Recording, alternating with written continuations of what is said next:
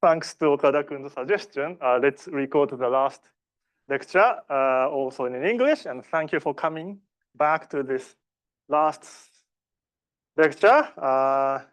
It's becoming extremely hot these days, and doing anything is very tiring. But let me proceed.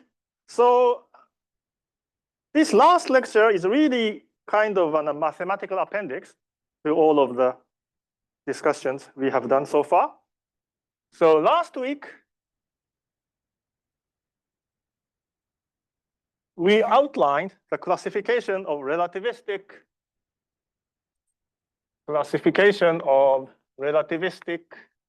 interacting invertible phases.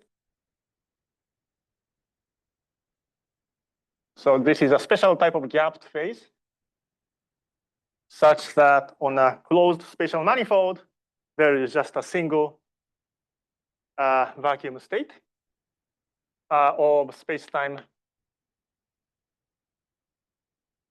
structure S. So this S can be either oriented or spin or pin plus or pin minus. So these replace the more common convention of calling them type D or type D3, etc. in the case of free fermionic phases.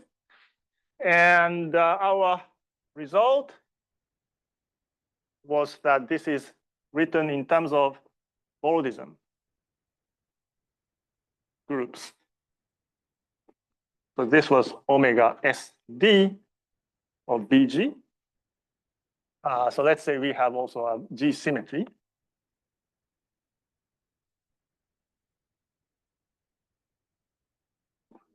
But as we discussed last week, it's not that this Boldism group itself gives the classification, but rather this invertible phase of structure S in D plus 1 dimensions, by which I mean having D spatial dimension and 1 temporal dimension. It sits in this following short exact sequence, which is Hom omega D S plus 2 BG Z. And on this side, we have X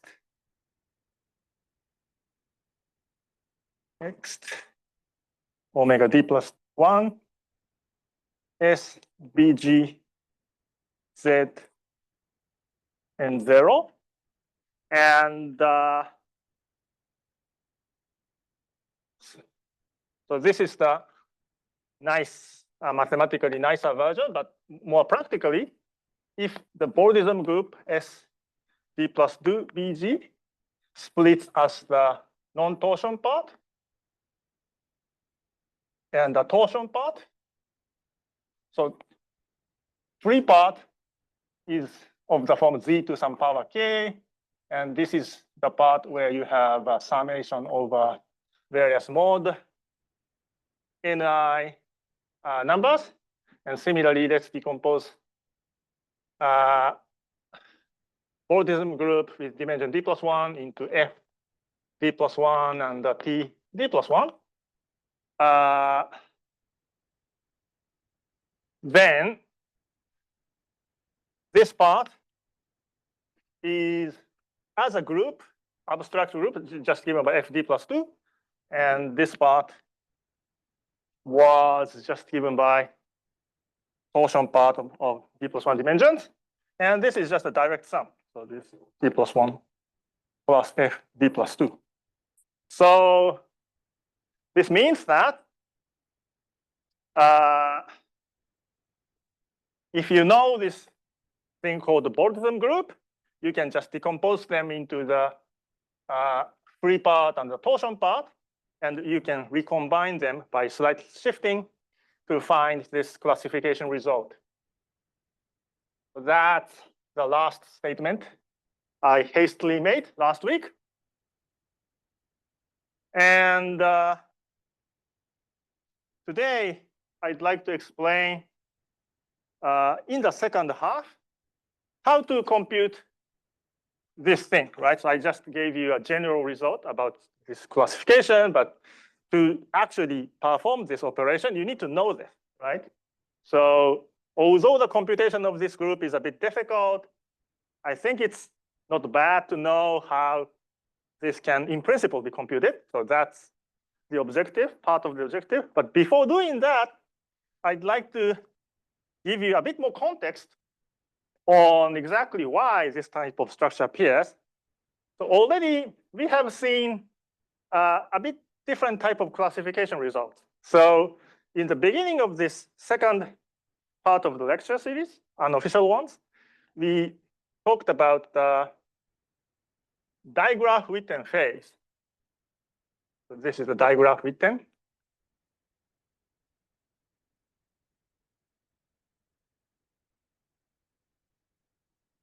So this is kind of bosonic interacting,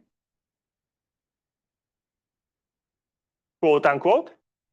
And we've seen k d minus I, and we only discussed the point case in the lectures, but you can add the symmetry just by putting BG here. So these are classification results for the three fermionic invertible phases or topological superconductor or insulators with symmetry G.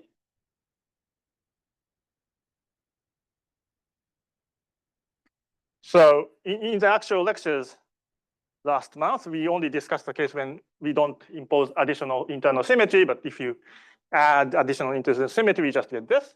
And finally, we got that. So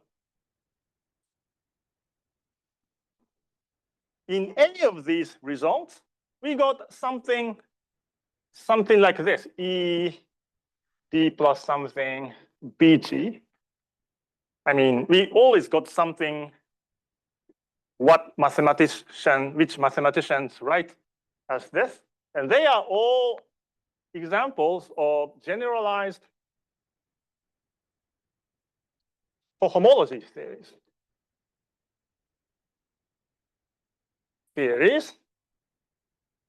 Oops. And in fact, there's a very abstract argument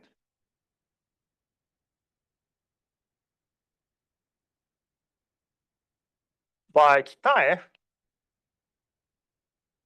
about 10 years ago, I think, 2015-ish. I don't really remember precisely, saying that any classification result of gapped invertible phases with various additional restrictions should lead to one of those generalized cohomology theories.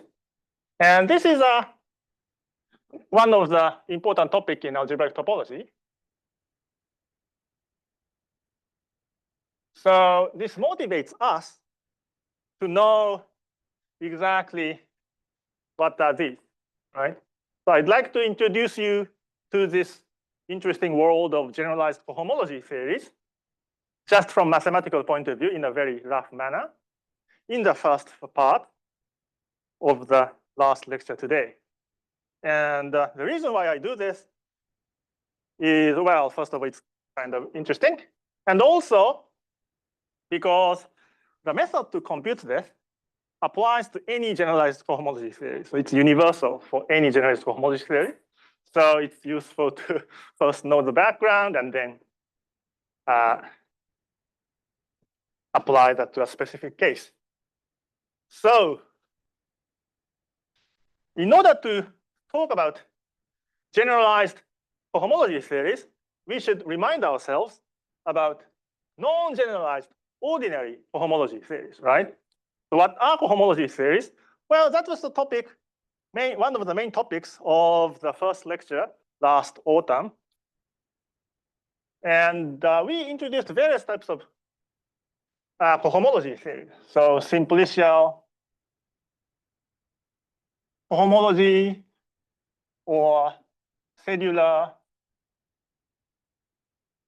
cohomology or Duram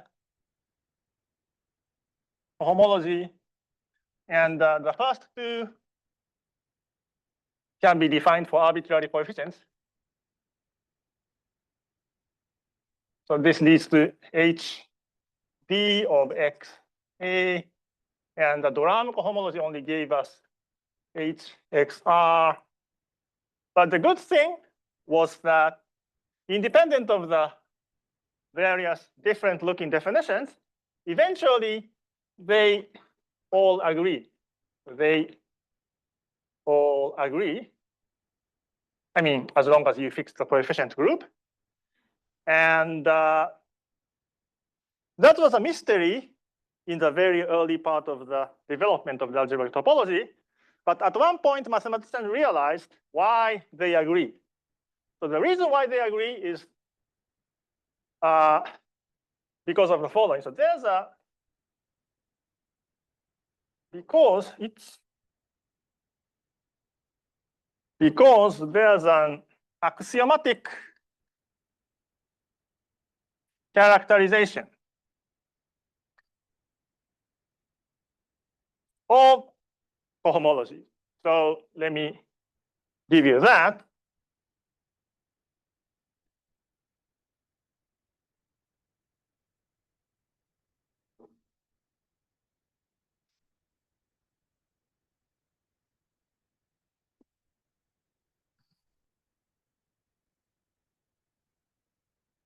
So let's say, so because it's a bit cumbersome to always write this coefficient part, let me let me use a different notation. Small h of x. So let's say we have a way to assign an abelian group, HD of x, given a space x, which is indexed by an integer d. And we assume various set of axioms. So let's say we have a map x to y. Then we assume that there's a pullback map in the groups.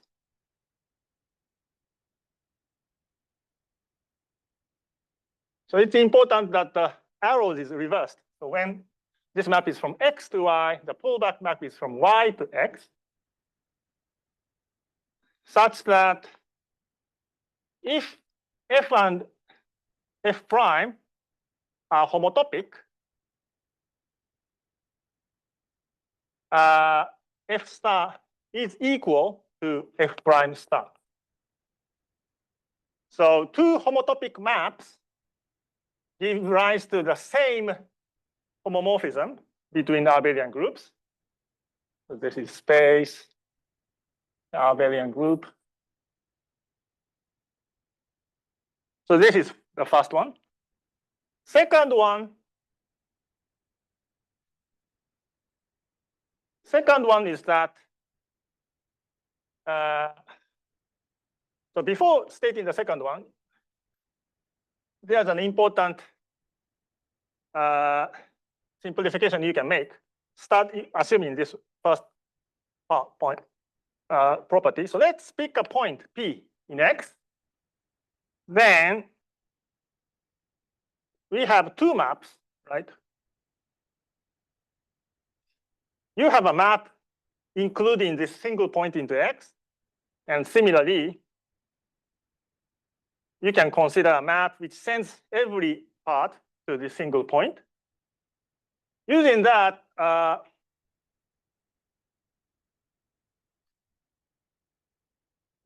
you know that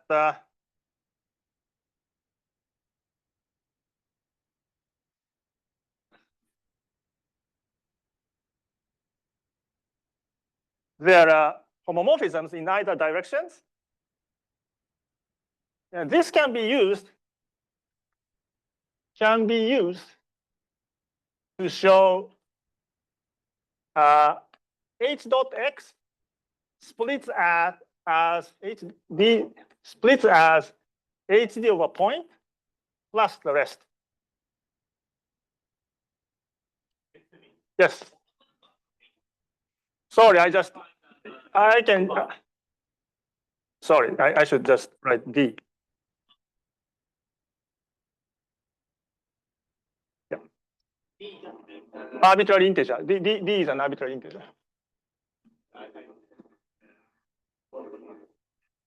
These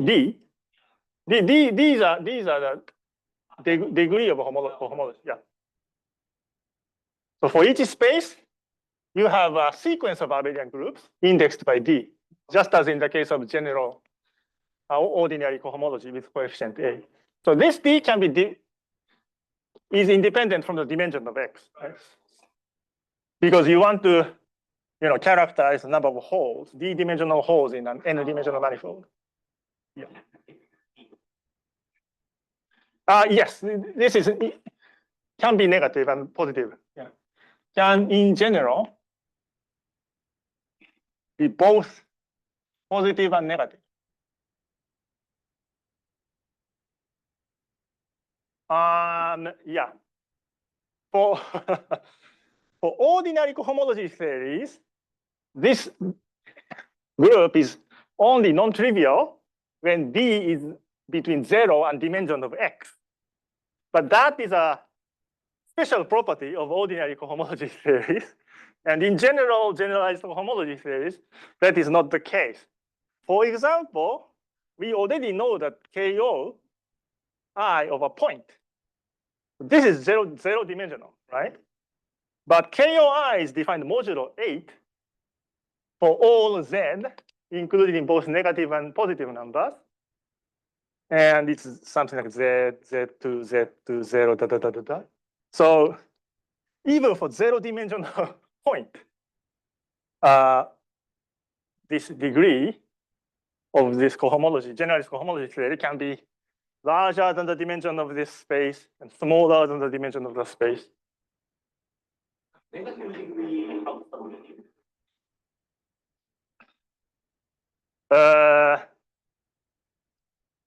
I don't know. It's difficult to.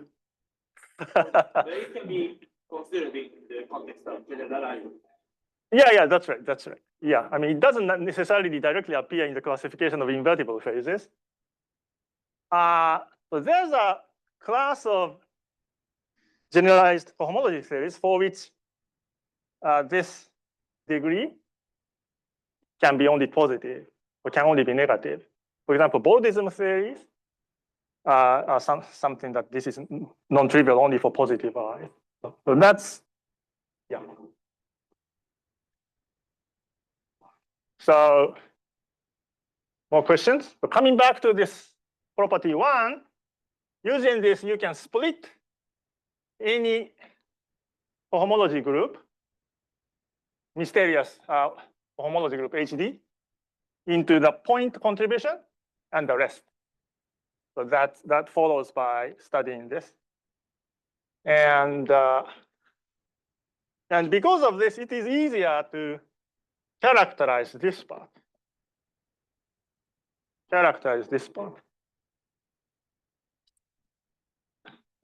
Before getting there, I should point out that H twiddle.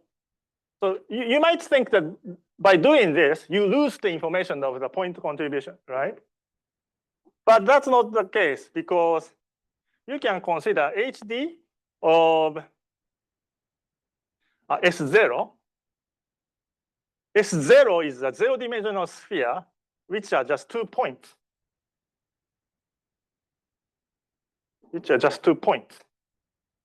I mean, it's x squared equals 1. So x can be plus minus 1. And pick this base point on one of them. Then HD of S0 is actually HD of point plus HD of point, because there are 2 points. So this part is this part, and the other part is the other part. So this means that HD twiddle of S0 is HD of the point. So this is a kind of a stupid property, but this means that by just considering this so-called reduced version of the cohomology group, you can recover all of the ordinary cohomology groups. So let's just consider this tilde part. And this tilde part has to satisfy a few more properties. So let's say A within X is an inclusion. This is an inclusion. Then you can consider this sequence of maps. You consider the inclusion and you collapse this subset. Then correspondingly, you have a sequence of homomorphisms from HD X of A to HD X and HD A. So the order of the objects are reversed because we are considering cohomology theories.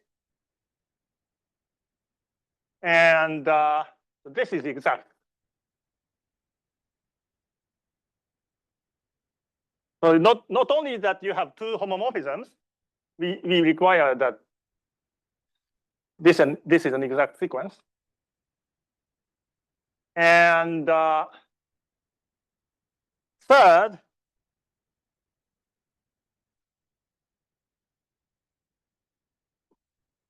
recall the concept of the suspension. I mean, you don't have to remember these things, but I just want you to know that there's a characterization. So let's say suspension, recall the suspension of X is given by 0, 1 times X, but regard 0, 1 times P, which is a chosen point in X, and 1 times X to be trivial. So what is this?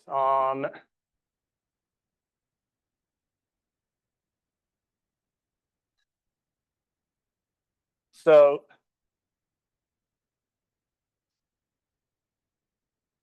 in pictures, you have an X, right? And you take the product with 0, 1, but you regard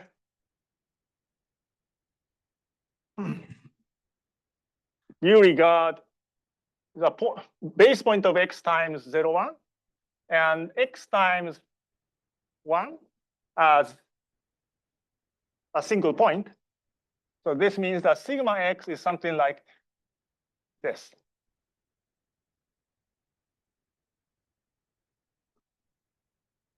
In this case, HD of X is isomorphic to HD plus 1 of sigma X. So this is a property. And final property is the property for the dimension axiom.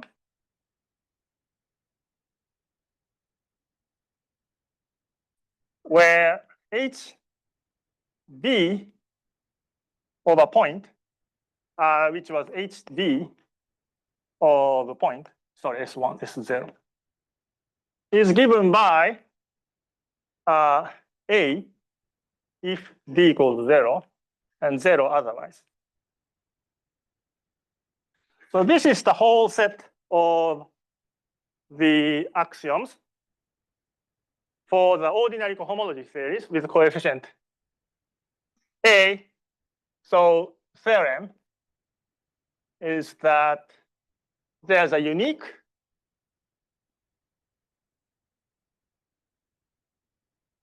such assignment H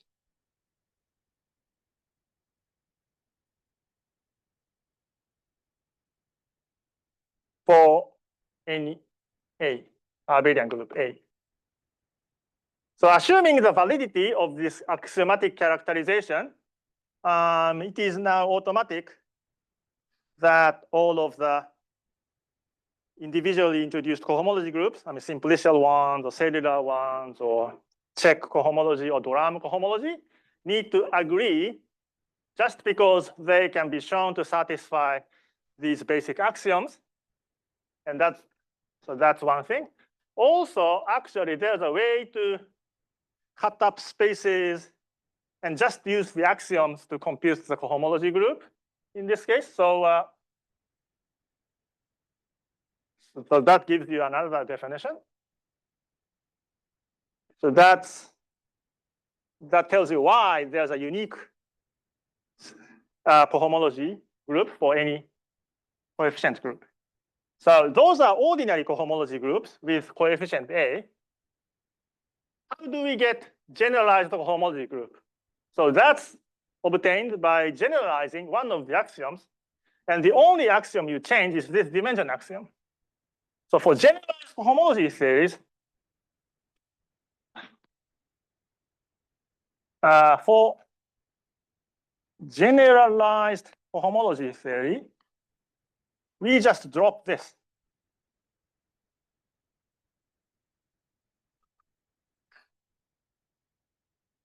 So KO theory or K theory satisfies all of these axioms, but with, as I said, KO, I mean, K theory of a point is either Z or 0, depending on I is even or odd. So this is for both positive and negative I's.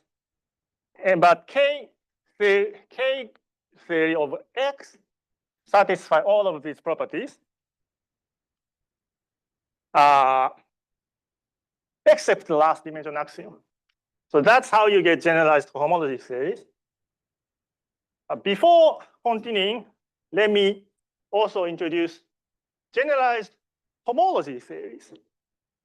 So I hope you are not actually taking the notes, because I'm going to edit what's written here to show you the axioms of generalized homology theories. So I think I forgot to HD. So this is the, yes.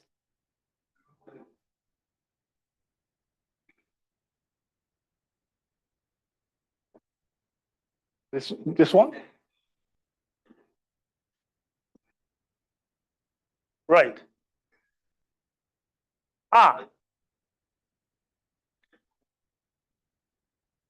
Actually, H tilde is defined for pointed space. Yeah, I didn't carefully specify. H tilde, where did I introduce H tilde? Yeah, H tilde should better be defined as a for the pair X and the pointing X. So in the first set of lectures in the autumn, sometimes I needed to use pointed spaces, sometimes we need to use unpointed spaces, but yeah. But in the end, you can show that the H tilde B of X doesn't depend on the choice of the base point, even if X is disconnected. Because what happens is that, I mean, if you have disconnected spaces with 3 components, but just by using this argument, you can extract 3 contributions of HD point from each of the disconnected space. I mean, in any case, for homology group, even for generalized ones, it's just the sum of 3 contributions. So you don't lose anything by just considering each of the individual connected components. So that's how it works. Any other questions? So these are ordinary and generalized homology theory. We need to also talk about homology theories, because Mordism groups are homology theories. So for homology theories, we put the indices in the subscripts instead of superscripts. And there are only a few differences. So I just have to lower all of the indices. But in this case, the direction of the arrows are not reversed.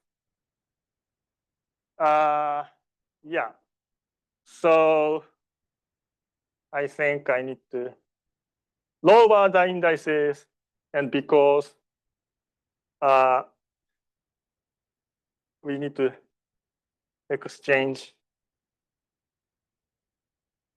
the entries. Well, we had a pair of, maps in the opposite directions. I didn't have to exchange them anyway, but it can be similarly shown that they split, and this is this, and this is still true. And I just have to lower everything, and I exchange the order of the entries, and the third thing is the same, and the fourth thing is also the same. So this uniquely characterizes the homology groups. So that's the axioms of the ordinary homology groups with coefficient A. And again, if you drop this dimension axiom, you get an axiom system for generalized homology theories. So they are very similar, extremely similar, except for the fact that the arrows are in the opposite direction between generalized homology theories and the generalized homology theories. Now,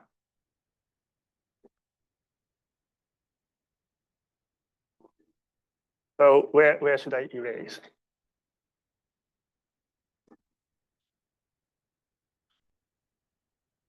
So as we already saw, we have heard about ordinary homology group and the K theory, KO theory, and this relativistic interacting classifications for the invertible phases. These are generalized homology theories. And each you have ordinary homology theories. And I haven't explained it, but there are KO homology and K homology. And Borodism groups are generalized homology theories.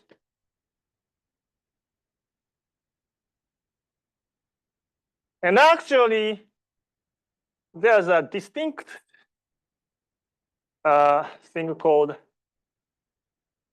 this is a coborodism group.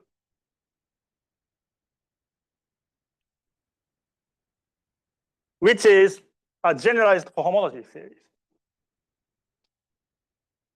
So this is the reason why people stopped calling the Borodism groups as coborodism groups. When Rune Thom originally introduced these groups, these were called coborodism group because,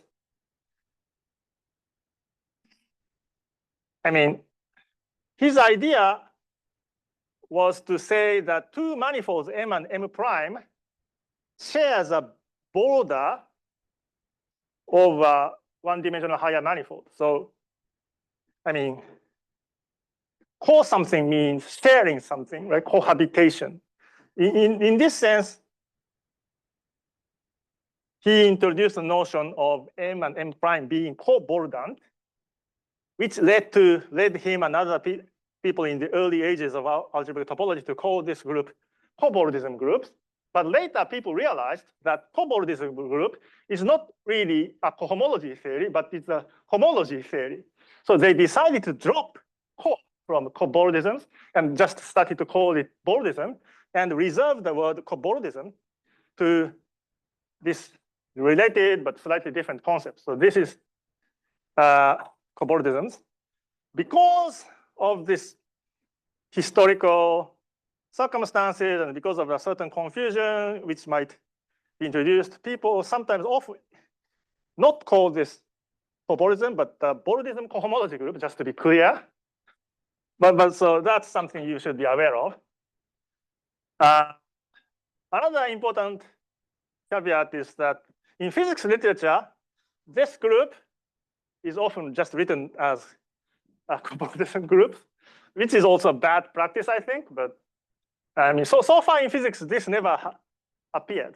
This hasn't appeared. So it's technically okay to reuse this notation for this, but that's against mathematical practice, and I don't recommend you that.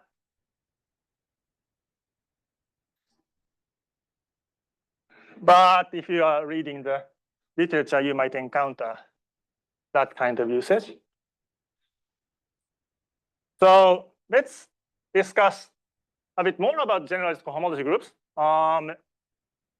So in the first half of the lecture series, we introduced the concept of classifying spaces.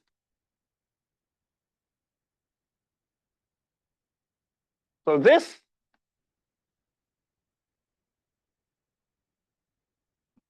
is a space where these abelian groups are realized as the space of homotopy classes of maps from X to the other space. So you represent a group depending on X as a map from X, and homotopy classes of maps from X to some fixed complicated space. So these are Eilenberg MacLane spaces. We discussed at length in January or something that this is actually given by X to CP infinity. So this was actually KZ2. And I just mentioned that there exists KAD.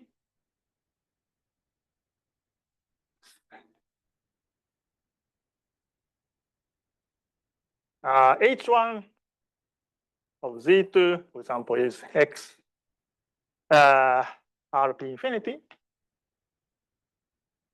So this is K Z 1. So there are classifying spaces.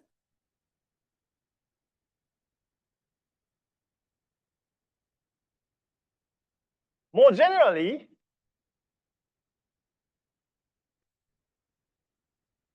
for any generalized homology theories, ED of X, there are classifying spaces.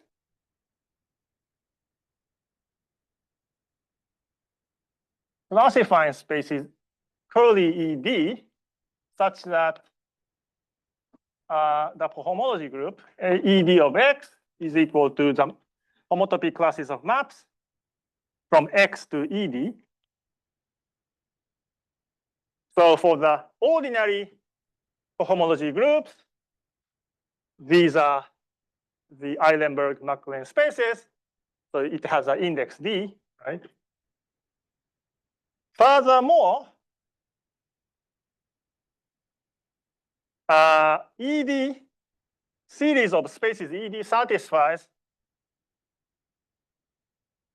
the important requirement that ED is homotopy equivalent to omega ED plus 1, where omega is not the Borodism in this case. Omega X means the space of loop, based loops. I mean loops. By based loops, you just mean a loop which starts and ends in a chosen base point.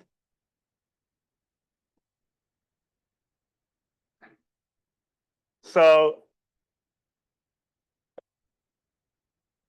in particular, if you apply this constraint to this, you know that the KAB is equivalent to omega KAD plus 1.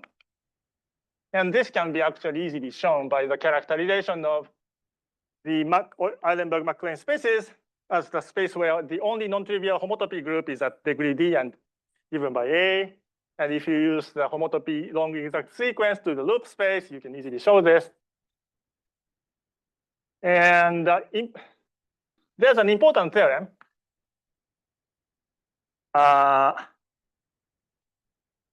All important theorem is that X assignment is a generalized cohomology theory if and only if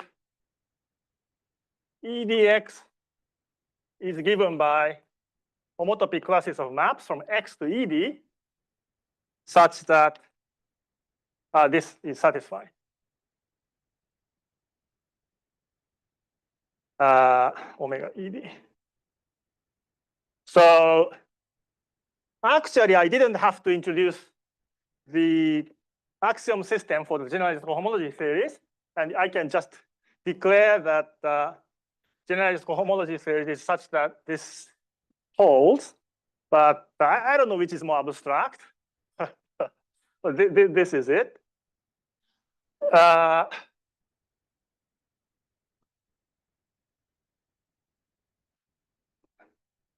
So I already discussed the case of when ED X is HD of XA, then ED was KDA, sorry, KAD, right? How about K theory, KD of X? In this case, we have K1, K0, and K1. I mean, it's defined just by even or odd. And they are just given by BU times Z, and this is U infinity.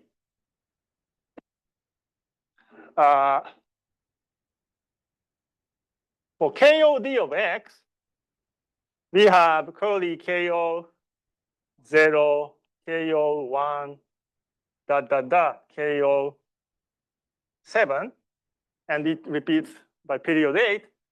And we actually studied these classifying spaces very explicitly when we discussed free fermionic phases. So they are just space of gapped Hamiltonians of type I. So this is BO of Z, and this is U of O. And and this is O.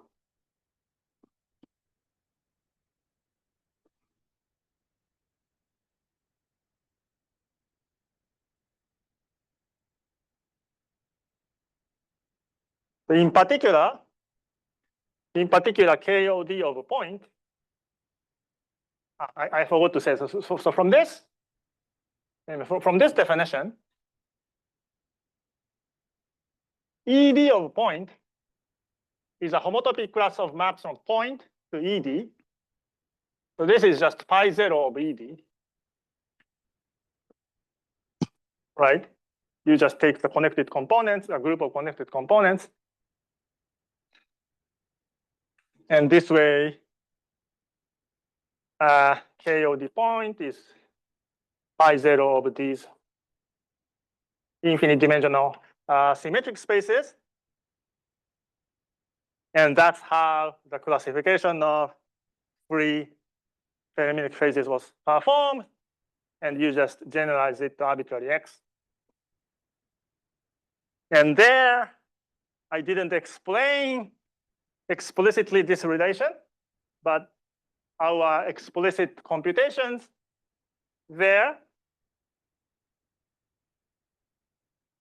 had actually established that if you take the space of loops,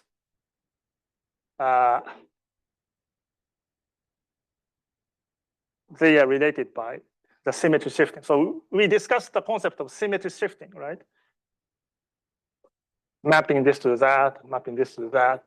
And you can rephrase it as the statement that the space of loops in this infinite dimensional symmetric spaces is equal to up to homotopy this space with symmetry shifted by 1.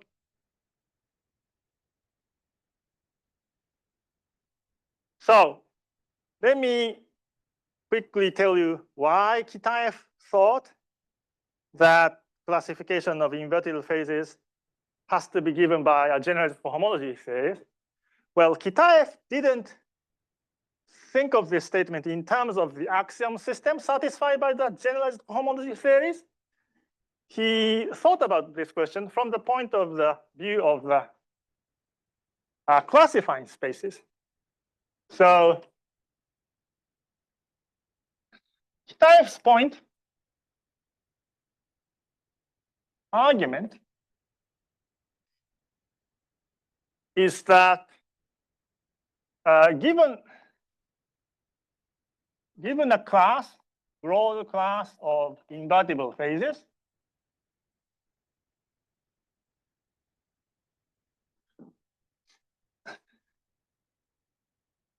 in dimension D, by this broad class, I mean something like bosonic interacting or just free fermionic or relativistic interacting. So you need to specify what kind of invertible phases you'd like to classify, right? But once you specify that, you can consider the space of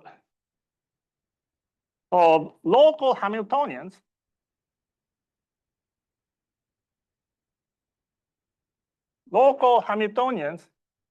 of such invertible phases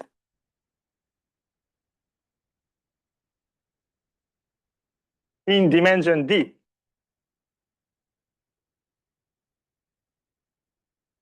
It's a very abstract concept, but let's call it HD, right? Space of Hamiltonians.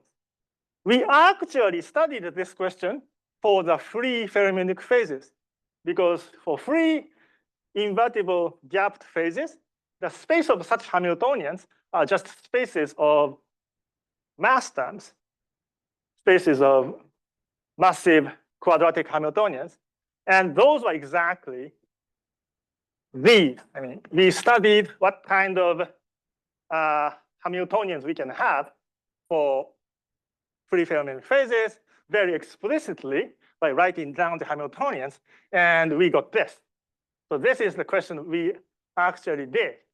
Or I should say, that's how Kitaev came to his discovery of the periodic table of the topological superconductor and topological insulators. So that's a bit different of how Shinsei Ryu and others got the periodic table, but that's how he got it. But abstracting his argument there, he could show that for other types of invertible phases, like relativistic interacting ones or non-relativistic interacting ones, you can show, he suggested that there should be a map from HD to omega HD plus 1, and also map in the reverse order, omega HD plus 1 to HD, such that they are inverse to each other, at least up to homotopy. So this, suppose you can establish that they are inverse to each other, homotopy inverse.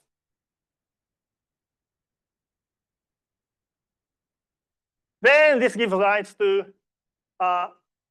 generalized cohomology theories, right? By just defining in B X to be the homotopy classes of maps from X to HD, thanks to the theorem. That's how Kitaev explained why generalized cohomology theories have appeared repeatedly in this endeavor to classify invertible phases. So why did he think that there are two such maps? Well, it's kind of a, so his original argument was very interesting, motivational, but not quite rigorous. But the basic idea is the following. So this means that you have a D plus one dimensional, I mean,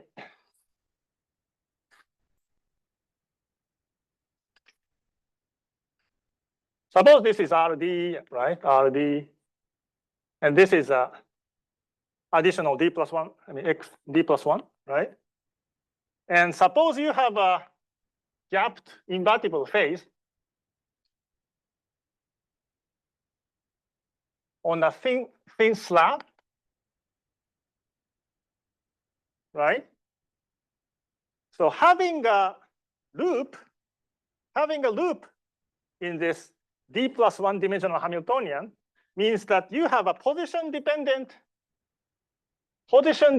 gapped phase in D plus one dimensions, where the Hamiltonian varies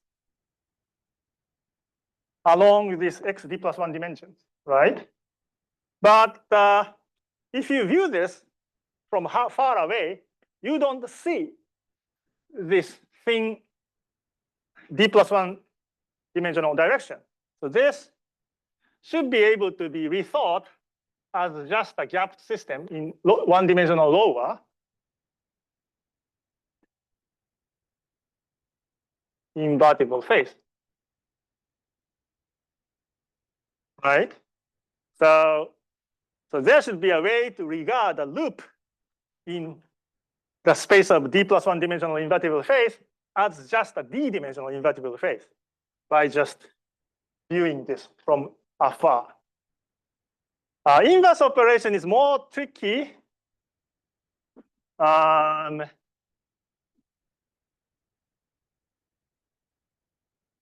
You need to essentially do the inverse operation, right?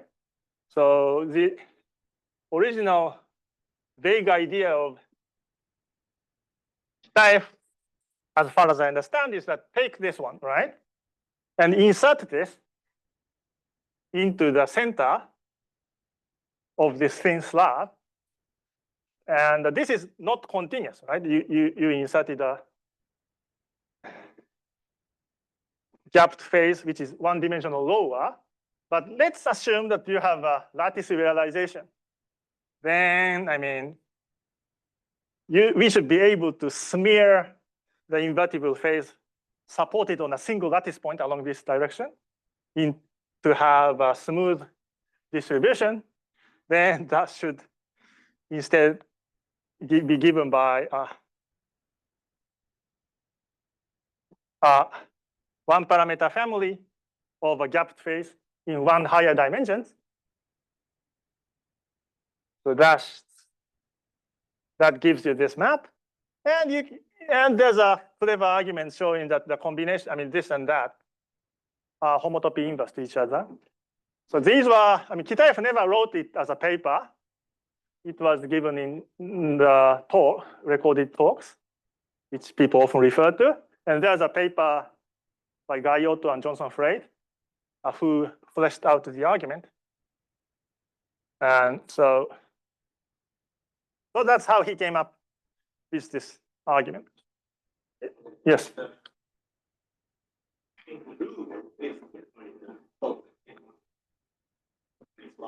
Yeah, that's right. That's right.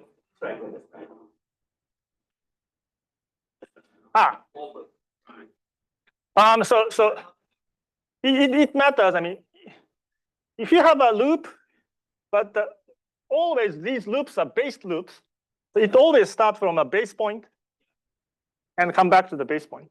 So you assume that the starting point and the end point are trivial phase. You need to assume that they are trivial. Trivial D plus one dimensional phase.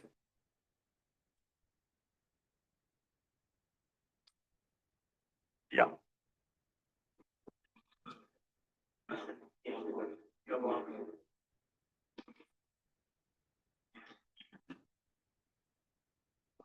No, it's okay to think about this construction even for non-trivial. I mean, even when this part and the other part are non-trivial phase in d+1 dimensions. That's perfectly fine. But if you do this, you don't get the inverse. So because the map from this to that, this side creates the state by starting from a trivial phase in one higher dimensions and inserting lower dimensional thing here and smearing it. By construction, the starting point and the end point is a trivial phase in one higher dimension.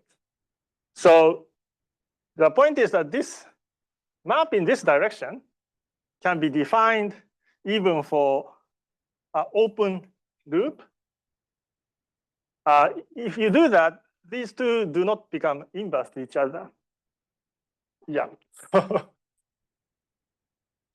Just because the image of this map can be taken to be loops which starts from trivial phase and end at the trivial phase. So this is just to ensure that you have this. So maybe I should have used omega 0. Yeah. You find that there are homologies. Yes. Right. That's one thing. Because that the data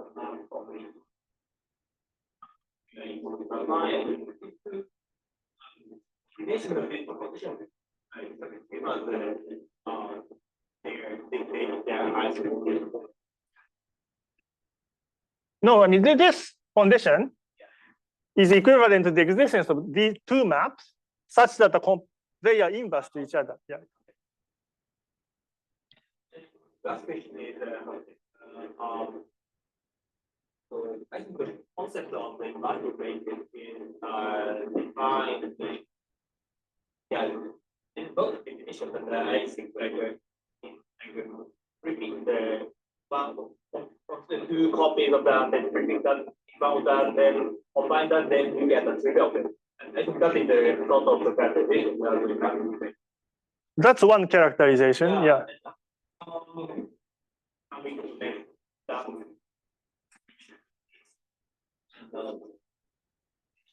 That's a very difficult question. So Kitaev had a different intuition for the invertible phases. For this argument, he instead used the characterization that these invertible phases are local Hamiltonians, which don't have any long-range topological effect, like the. That's not a even if the local Hamiltonian, we have a long-range entanglement. Yeah. So he assumed that the system, I mean, he would like to classify has only short-range entanglement. Yeah.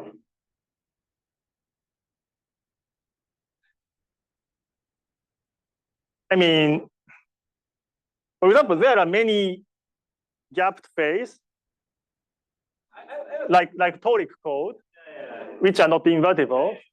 I was convinced that this is somehow, this will give some sort of classification of Hamiltonian, based on Hamiltonian, that they give us sort of classification. But I'm not so convinced with this is the classification. I mean. Oh yeah. So for that you need to go to original talks by Kitaev or the written up version by Gaiotto and Johnson-Frey. It's quite unclear where the short range entanglement condition is used in this argument. Yeah, so you should have a look. And but I've heard that Kubota-san is working on a rigorous version of this construction for the d-dimensional lattice systems for arbitrary d. So he and his collaborators have a rigorous definition of the space of local invertible gapped phases. And there's a program of showing exactly this property. So I forgot to say that there's a mathematical name for the series of spaces satisfying this important condition. This is called omega spectrum.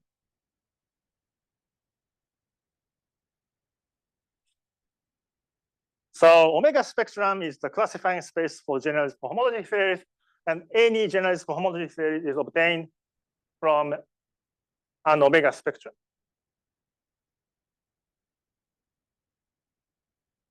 One thing I forgot to say, another thing I forgot to say is that so far I only talked about the classifying space for the homology, cohomology group, right?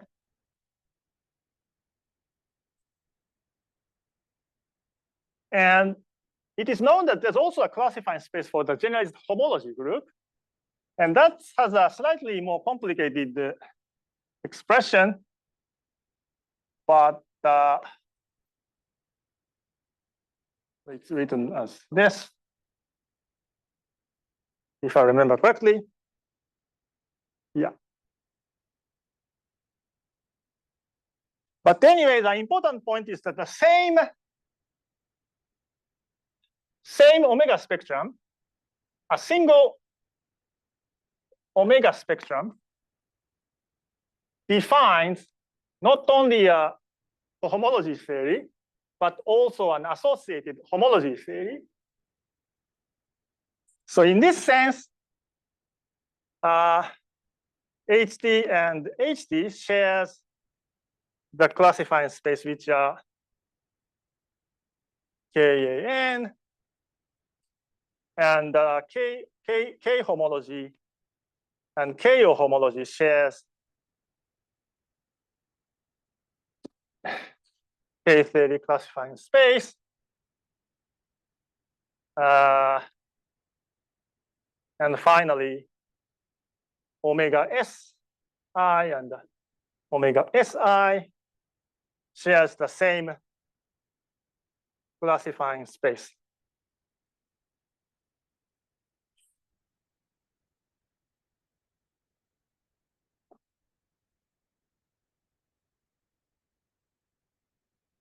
So let me come to this funny formula for the invertible phase, right? So we had this home omega SD plus 2xz and x omega SD plus 1 z. So what's this, you would say? So I haven't explained the context in which this strange exact sequence appears. So this is similar to the relation between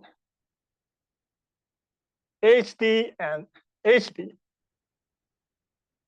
Namely, in the basic algebraic topology course, you learn something called universal coefficient theorem,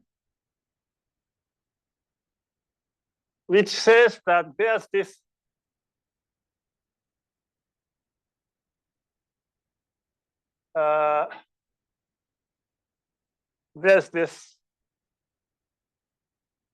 exact sequence.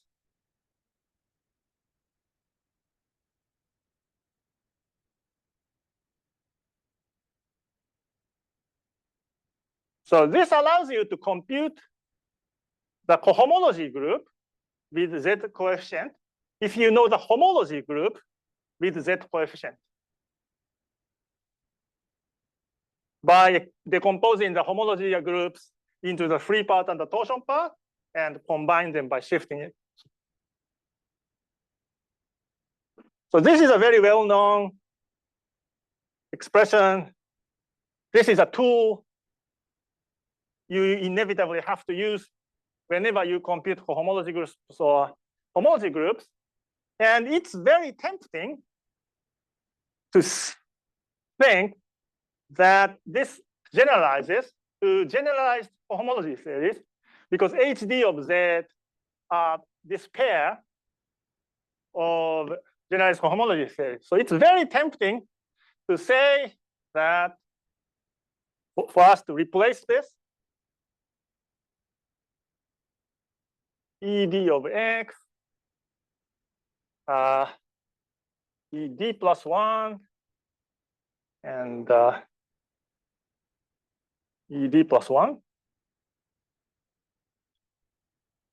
It's very tempting to write this for other generalized cohomology theories and homology theories defined for a single pair, a single set of omega spectrum. But unfortunately, this is not true. This is not true.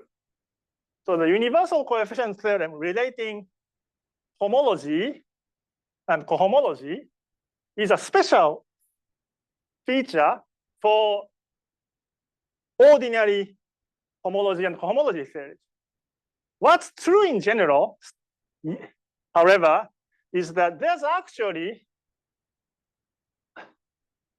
a different generalized cohomology called IZ of E. So this is the so-called Anderson dual of E, such that this equation holds. So this is true. This is true.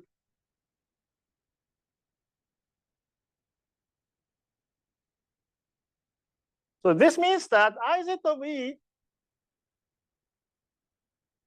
can be computed from ED. So by comparing this with that, you learn that invertible phase is equal to IZ of omega S D plus 2 of X. So this is the reason why these days people say that relativistic interacting fermionic phases in D dimension, D spatial dimension with one temporal dimension is classified by Anderson dual of the Bordism group in degree D plus 2. So that's where this concept of the Anderson dual appears. So for ordinary cohomology theories,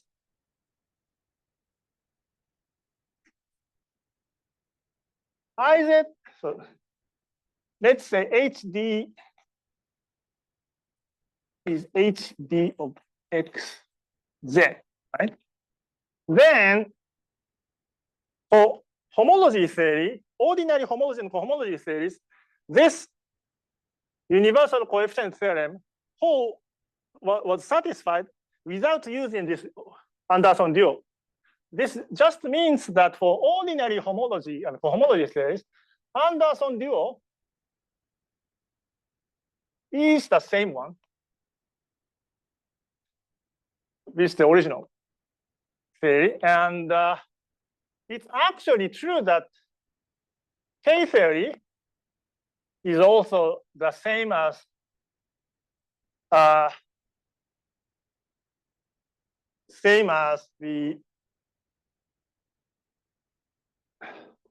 original K theory. And in the case of KO theory, it is true up to a shift by 4. So K theory is periodic by 8. And if you take the Anderson dual, this is shifted by 4. But for omega S and IZ omega S, there's no such self-dual relations. So these are Anderson self-dual.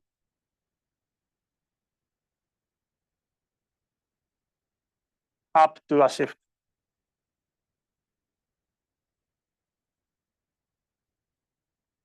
So that's that.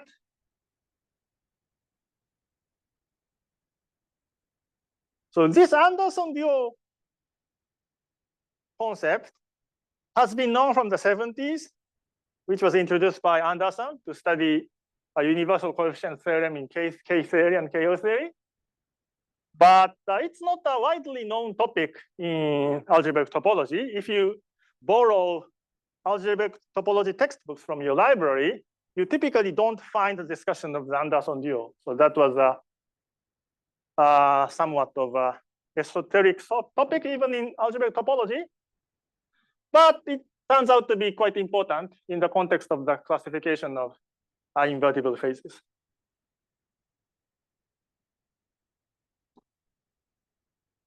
So these are the mathematical background I wanted to tell you. And finally, I'd like to talk a bit about the computation of these groups.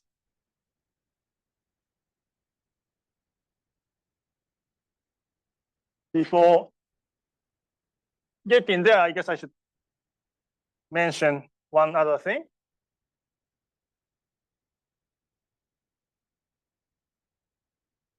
So let's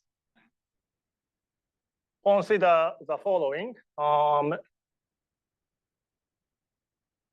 let's recall the concept of the Bordism group. And there's a natural homomorphism from this to HD of X and Z. So let's remind ourselves how it went. So what does this classify? You have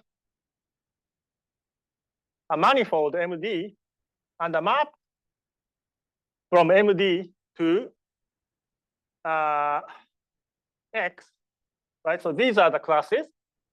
And two such pairs are identified when there's a Bordism between MD and MD prime with ND plus 1, such that maps from these manifolds to this target space X is compatible. So this is the equivalence relation you want to put. And we have this equivalence relation. And you can map it to the image of MD within X, right? Image of MD within X is a d-dimensional submanifold of X. So this naturally defines HD X of Z. So there's this natural map from the Bordism group with the target space X to the homology group of X of degree D by sending this MD to this image inside X. You can take the Anderson dual of this operation. So Anderson dual of HD is itself.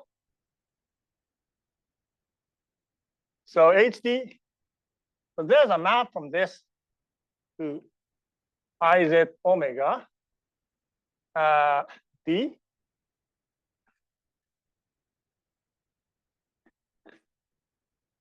X. So because we took the dual, the direction of the arrow gets reversed. And because we always take D plus 2, it's useful to shift it by D plus 2. And it's even more useful to connect this to. I haven't explained this operation carefully, but there's a natural standard map here. So, you know, this map, this classifies bosonic digraph-Witten phase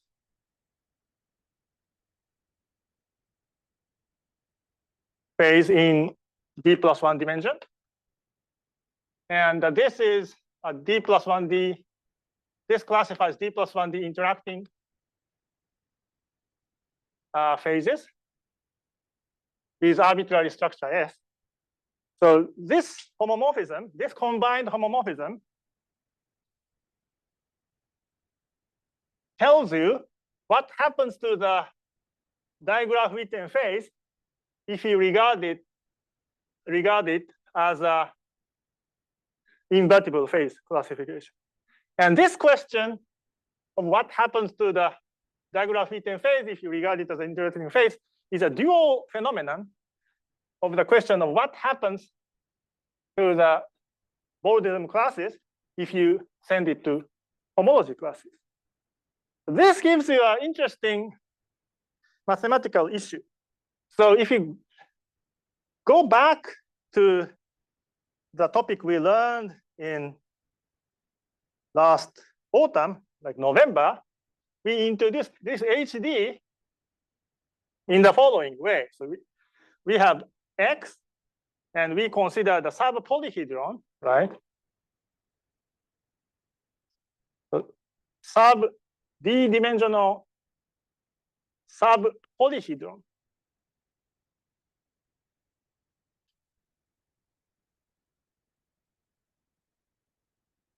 And you can ask the question, when such a d-dimensional polyhedron corresponding to a certain non-zero degree D homology class can be actually realized by a smooth manifold. So if this can be smoothed out, MD, then this inclusion of MD into X is an example of a map from a manifold. Therefore, if a homology class can be realized by an actual submanifold, then that element here should be in the image of this map homomorphism from a Bordism group to the homology group. However, it is known that this map is not surjective or injective in general.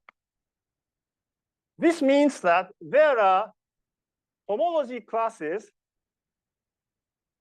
which are not realized as submanifolds. So there's a singular sub-polyhedron constructed by pasting up triangulations within the manifold, which can never be smoothed out.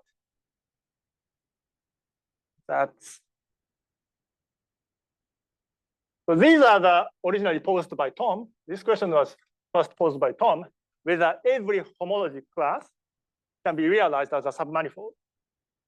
And the whole discipline of Bordism theory was developed by Tom to answer that question. And there are many such examples. And dually, such issue of degree D homology classes not realizable by submanifold lead to the examples of digraph-Witten phases, which always evaluates to 0 on a smooth manifold and can be non-zero only on a singular polyhedron like this. So that's a weird phenomenon which can happen. So in the last 20 minutes or so, I hope I can give you one example of this, but that's a bit of a difficult issue. So first example, before getting to how to compute such things, so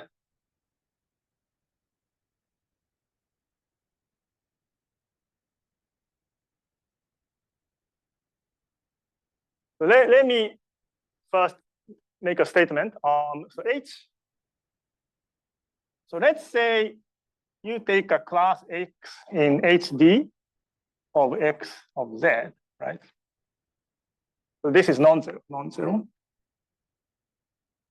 You can ask two different questions. One, can X be realized as the class of M where M sub X is a submanifold?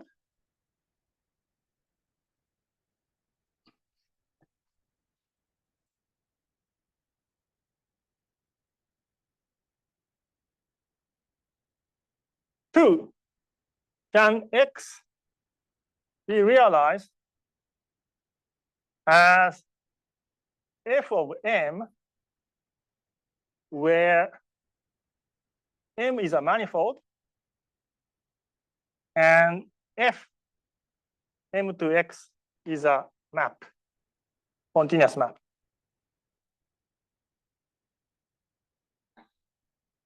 So these are two slightly different questions, right? And if the question one is yes, then the inclusion is an example of a continuous map. So the second property is also affirmative. But there can be cases where smooth manifold M and continuous map F exists, but no direct submanifold of M exists. So it's a very subtle distinction. But I found a very nice paper which shows an example of this. So consider sp2, which is a Lie group. So this is a group of length preserving quaternion linear maps of H2. So it's a quaternion version of the unitary group. This has dimension 10. This has dimension 10.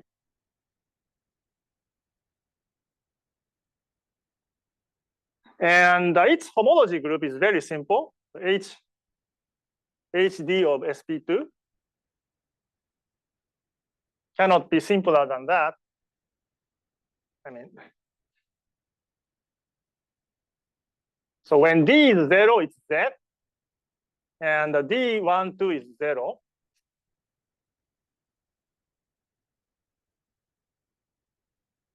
And D equals 3 is Z, and D equals 4, 5, 6 is 0, and D equals 7 is Z, and D equals 8, 9 is 0, and D equals 10 is Z.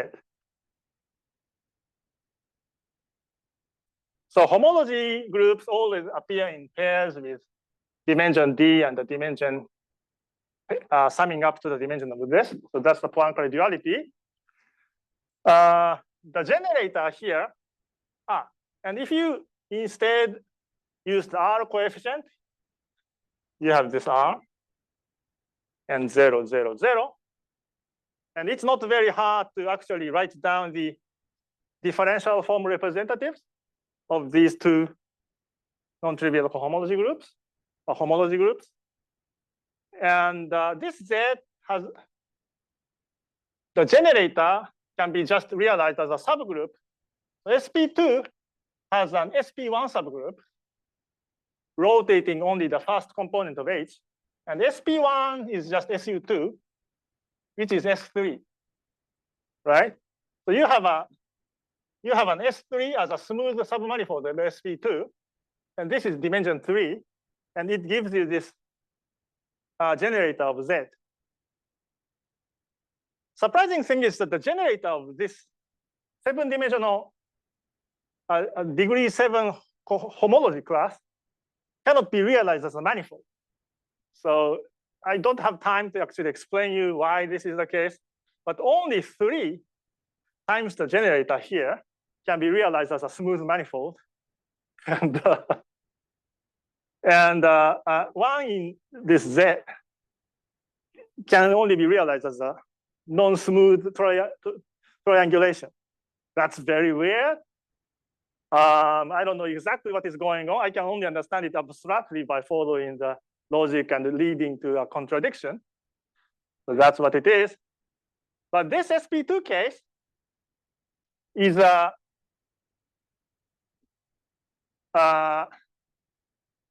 this sp2 case is a subtle case of not satisfying this, but still satisfying this. So in this case, actually, there's a 7 manifold and a map to sp2 such that the image generates this. So that's a very subtle distinction.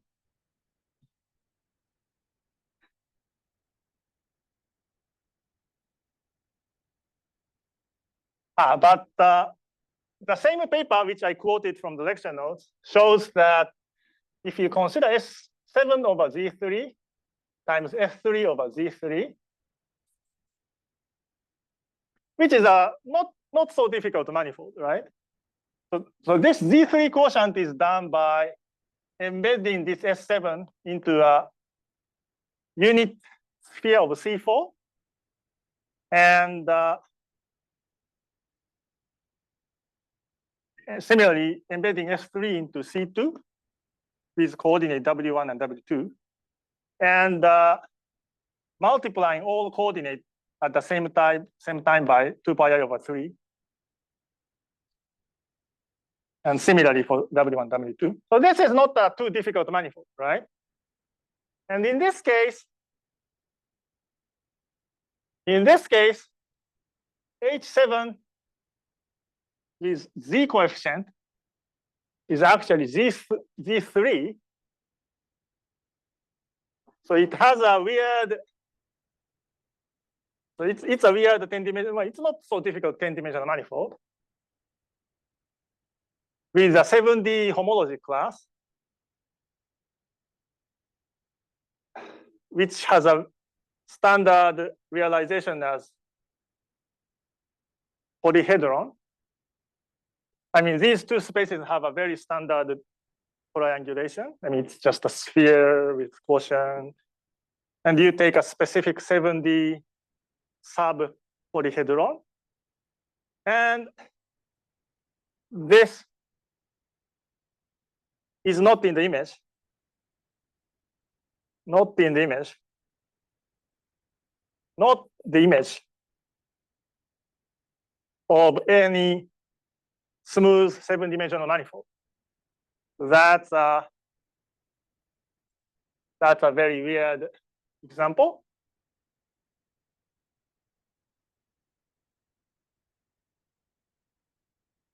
And this leads to the following strange statement. So let's consider Z3 times Z3 symmetric bosonic interacting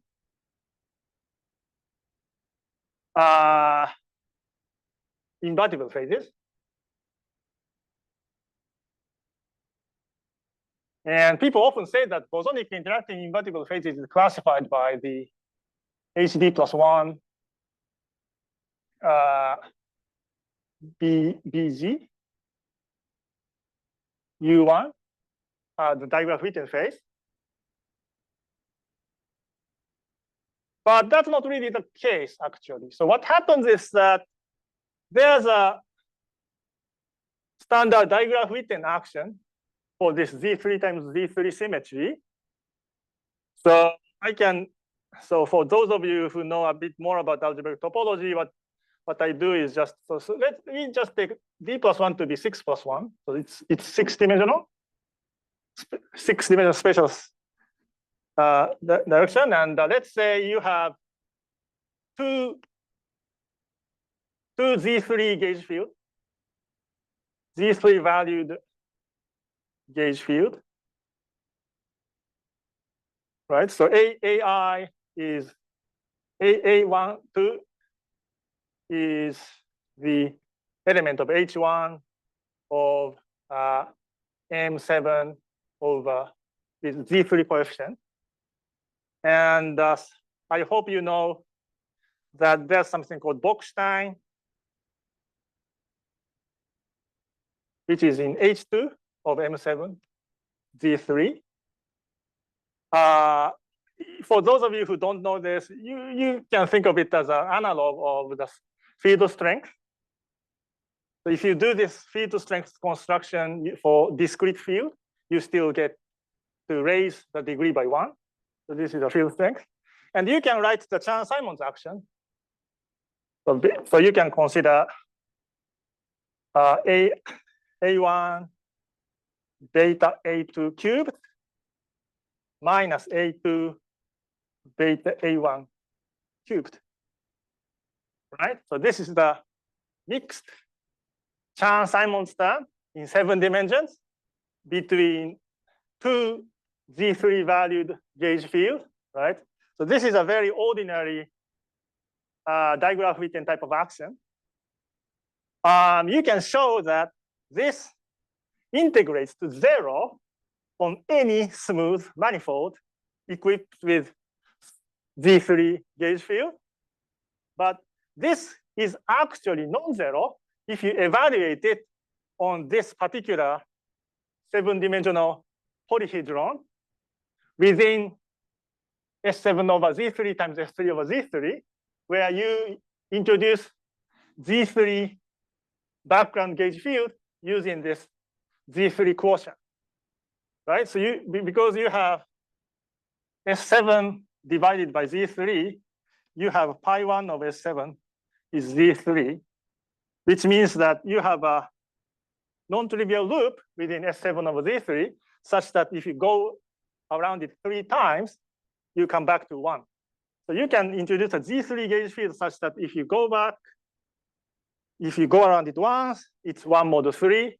If you go around twice, it's 2 mod 3. And if you go around the 3rd time, you get 0. So you can introduce such a Z3 gauge field on this side and call it A1. And you do the same thing on this side and call it A2. And because we just specified Z3 gauge field on both sides, you can restrict that gauge field to this non-smooth 7-dimensional triangulation.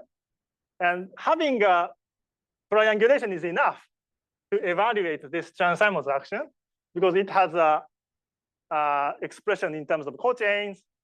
So it evaluates without any problem, and it becomes non-zero. So this digraph-Witten action, although non-trivial when evaluated on this non-trivial homology cycle, because of this issue of being not representable as an image from a smooth manifold, it doesn't define. I mean, it becomes 0 as a symmetric, as a bosonic interacting invertible phase defined on a smooth manifold. That's very weird. So this is the first example. You can show that it never happens below dimension 6. So this is a very weird example. I'm afraid I don't have any time to explain the way how to compute the Boldism group, but I think that's fine.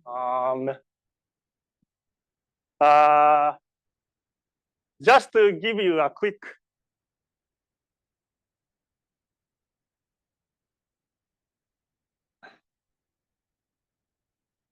right. So, but the only thing I wanted to say is was this. So one of the main motivations one of the strange issues I wanted to emphasize in this set of lectures from last autumn is that there are many weird things you can do to distinguish non-smooth backgrounds and smooth backgrounds. They can pop up in many places. I mean, in the bosonic case, this only starts to appear in dimension 6. But in the ferromagnetic system, it starts at dimension 1 or 2. And that's how you get something called Gould phases. But the same thing can happen for bosonic case if you go high enough dimensions. Yeah, I think it's really a bad idea to start talking about spectral sequences. I'm not going to do this. But I think I have given you enough starting points so that if you are really into these things and if you get into the situation where you need to know actual Boydism groups, at least you can contact me to get to know more. Yeah. So to compute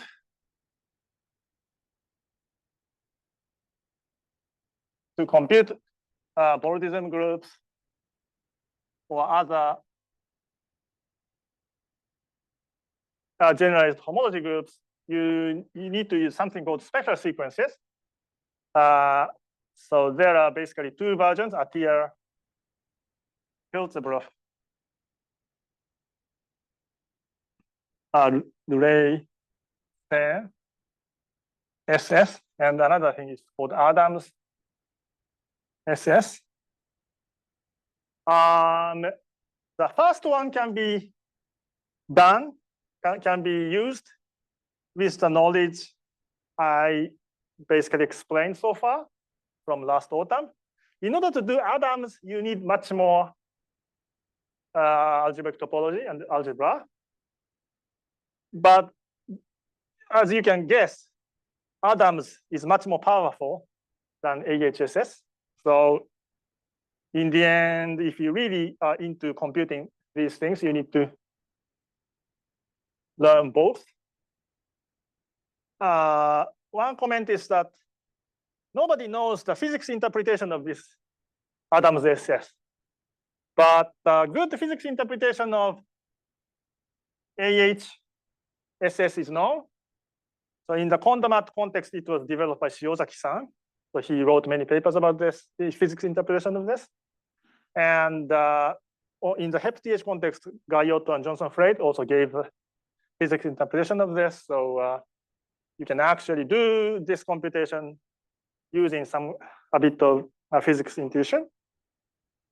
So that's, yeah. So I gave a few examples of this usage of AHSS in the lecture notes, and I intend to enlarge the discussions there somewhat in the coming months. So for example, somehow this can be used. For example, this can be used not only to compute these groups, which is necessary for an actual classification of interacting topological phases, but it can be used to compute Pi4S3, which I said to be Z2. Right. So this is a very simple concept which was introduced in the very early part of this lecture series, right? You have a map from S4 to S3, and you want to classify all such maps up to continuous deformation. And I said that people say that there are just two of them, trivial one and non-trivial one. But how do you determine it? The simplest way to actually do this is this AHSS, unfortunately. And with this, you can actually show this. And that's given at the end of the lecture notes at this point. This can also be used to show that this map I talked about, in the case of oriented Bourdism,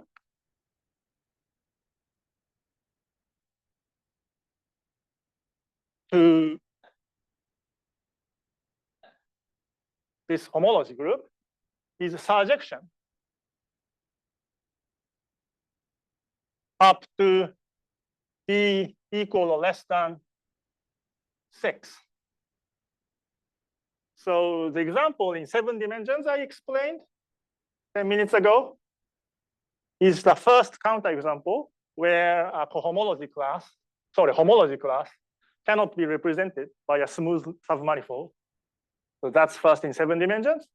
But this 7 counts both the space-time dimensions.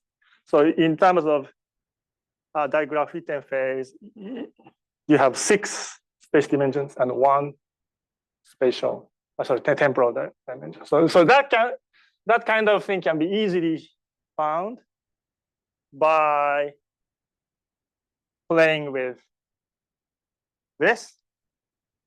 This can also be used to understand Gouin phases. So Gouin phases are examples of interacting ferromagnetic phase which is beyond the cohomology and K-theory found by Gu and Wen by an explicit construction of gapped short-range Hamiltonians, short-range entangled Hamiltonians. But there's a more systematic understanding of this Gu-Wen construction as part of the approximation you see in the process of Atiyah-Hertzberg spectral sequences, computing a omega spin of D. So these are the topics you can do with AHSS, and you can easily talk about various applications for months, but I'm not going to do this. Yeah. So this is it. So thank you very much for your attention for almost a year. I'm very happy and I'm very grateful for all of you to give me lots of feedback and to be so patient for such a long time. So thank you very much. Okay, so it's open for questions. Today it's very 日本語にしますかor you can ask in English.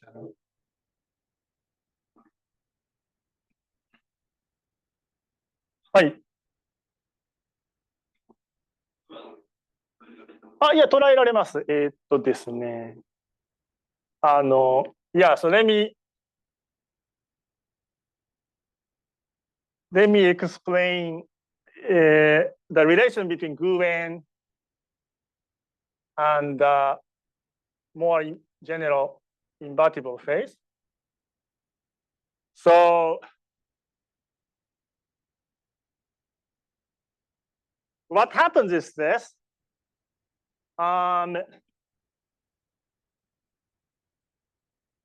If you consider interacting ferromagnetic phases without any symmetry, you know that the classification is something like this. So this group is D, when D plus 2 is 0, this is D, and 1, 2, 3, 4, Z0, Z2, Z2, Z, dot, dot, dot. So this is the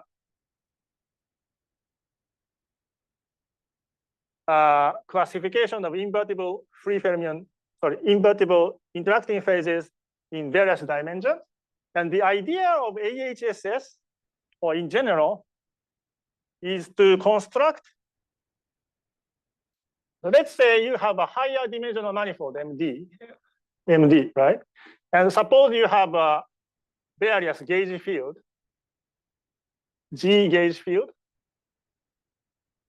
for some finite group G. Then using this finite group G, you can construct a submanifold, right? By taking the Poincare dual, for example. So if you have degree 1 homology class, for homology class, you can take a product. So this is degree 2 for homology class.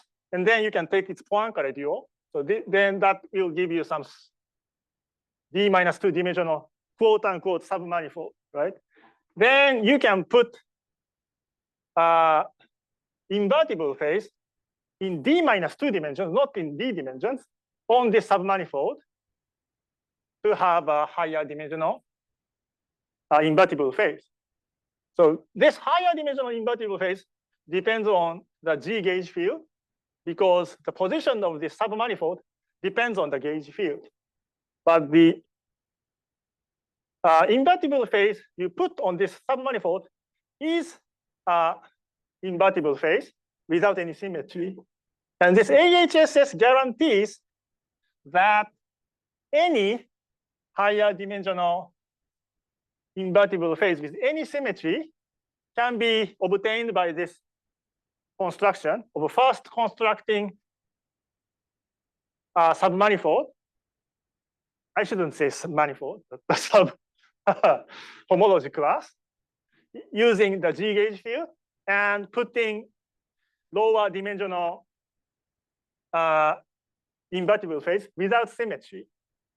So in general, you can use whichever lower dimensional invertible symmetries, but you can consider a subcase where you only use this one and this one, or this one, this one, and this one. So that gives you an approximation.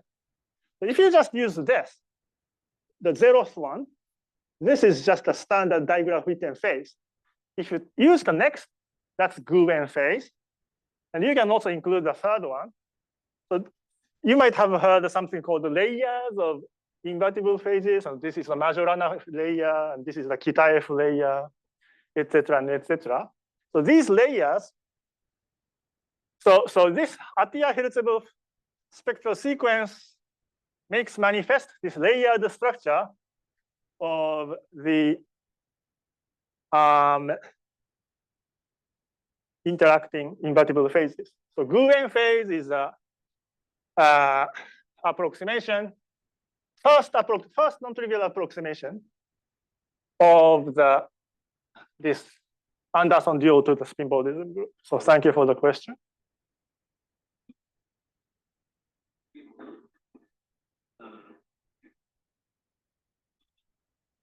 That's right. That's right.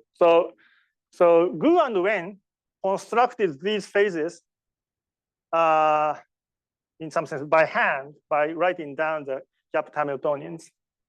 And through that, they found a generalization, certain generalization of digraph-Witten phase. So digraph-Witten phase starts from HD of X U1, right? And because of this difference, they realized that you need to add something with Z2 coefficient with degree lowered by 2. But they then realized that you cannot just use cohomology class, but at this level, you need to use hot chains with certain connection with something called Steenrod square, etc., etc. And these structures are just the first few steps in the application of Atiyah-Hirzebov spectral sequences are associated with this. So this comes from this successive approximation of invertible phases, interacting invertible phases. Yeah.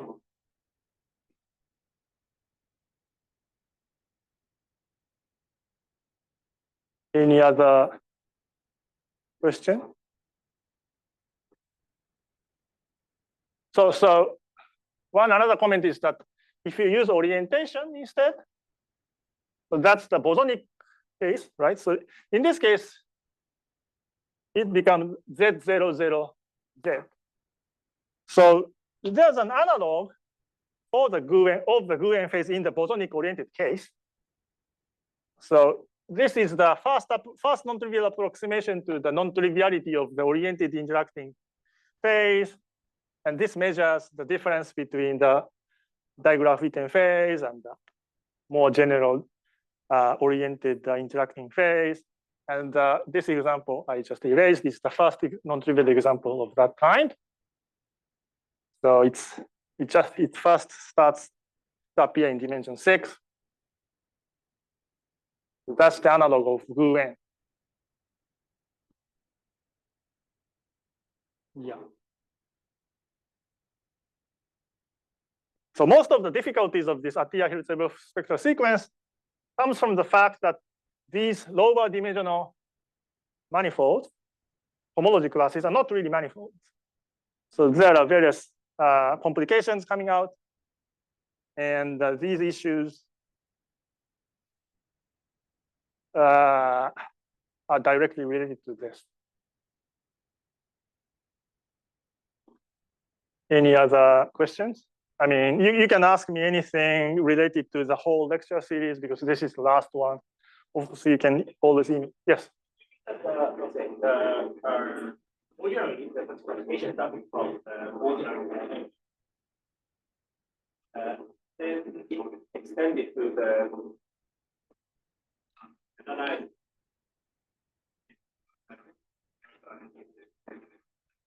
It calculable to the age again.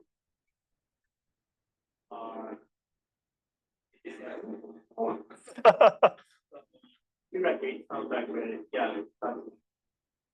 See the paper of the figure one side, so beyond the homology, they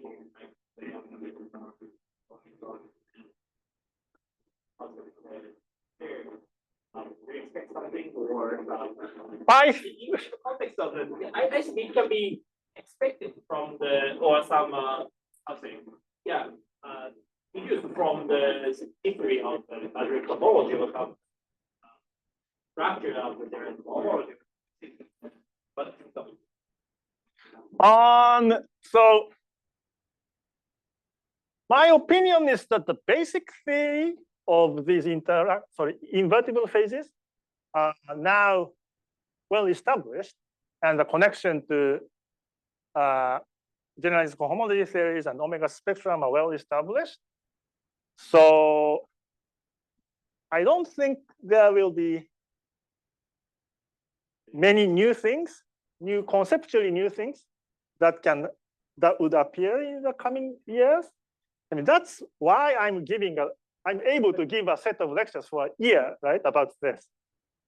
But I think there are still a lot to be learned from the known algebraic topology facts in the mathematics community. So many things can still be translated to physics side. For example, this example of digraph-written phase, which is non-trivial on a triangulation, but can be always zero on a smooth manifold. I mean, that's a translation of a very standard fact in algebraic topology found decades ago, but to my knowledge, it has not appeared in Kondomat or HepTH. I was always intending to write up something about this, but I haven't done that. And there are many such things about fermionic phases and bosonic phases, and yeah. So here now we are in the phase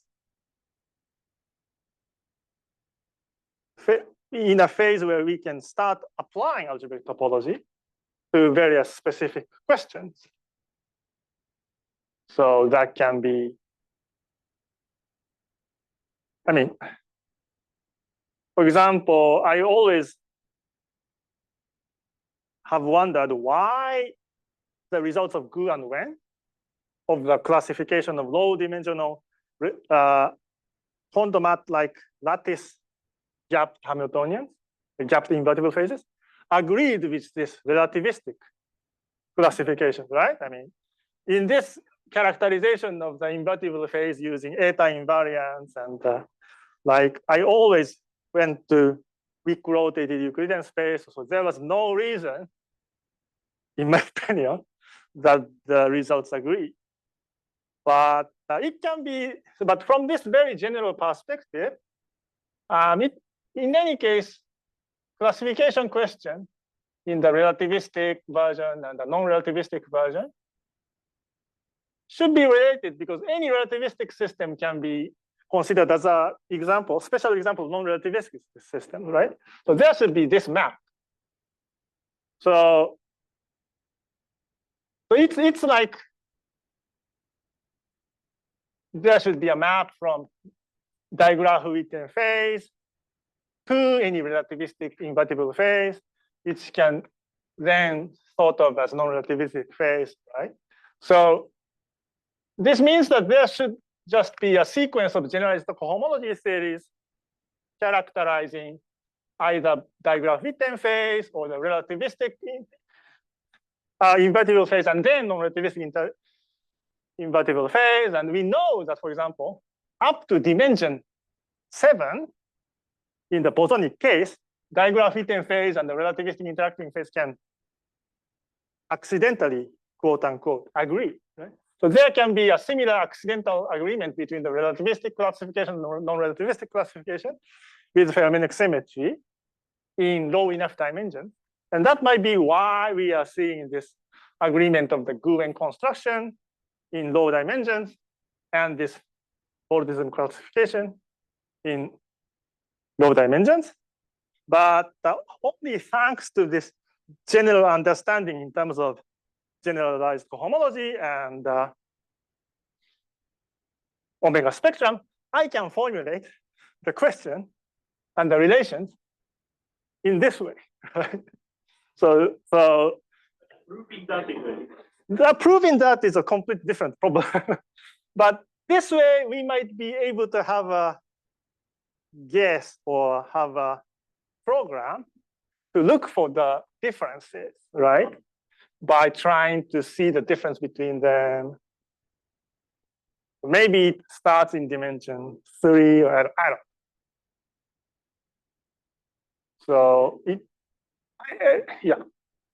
So I really think that we are now in the application phase. Another important aspects I haven't emphasized too much in this set of lectures is that at least in the relativistic case, this relation between free classification by KO and interacting classification by IZ omega spin gives us a very general method to understand all possible anomalies of relativistic system, fermionic systems. So far, we are mainly using the language of bulk invertible phase. But they also characterize the anomaly of the boundary theories, massless boundary theories. So we can now characterize the anomalies of the boundary system completely. So that was a big surprise to me, because when I was a grad student, there was no understanding of general anomaly. But so they were treated in an ad hoc manner. So Witten found this Z2 anomaly in some specific case. Then somebody else has found some other discrete anomaly in some other case. So that was a really random process. But suddenly, about 10 years ago, the general framework started to pop up. And I mean, KOD-2 gives the free classification. So this and this is the interacting classification, so in the language of invertible phase. But from the point of view of a HEP-TH person, KOD-2 just gives us free fermion Lagrangians, which means just a standard Lagrangian theories.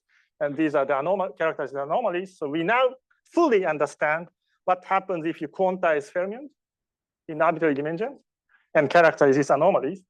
So now we can do computation of these things for various types of symmetries and study what's going on in explicit examples.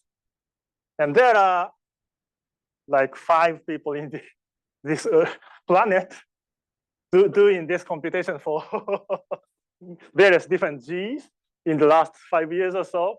I'm one of them. I'm recognized as one of those guys who can compute this thing. So I forgot whether I already tell you this, but about a month ago, a certain researcher in the US, elderly researcher, about 60 years old, sent me a preprint studying a certain anomaly freedom condition about 6-dimensional supergravity, in which they needed to compute this of BG for a certain set of G with 8, I